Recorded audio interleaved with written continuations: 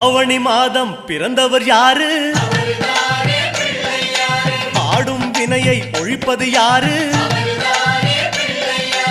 ஆதவன் வணங்கும் தெய்வம் யாரு? பூமியை தாங்கும் புண்ணியன் யாரு? அனலாசுரனை தின்றது யாரு? ஆணவம் நீக்கும் நாயகன் யாரு? அணிந்த மூலவன் யாரு? அவரும் வாழ்வது எங்கே கூறு?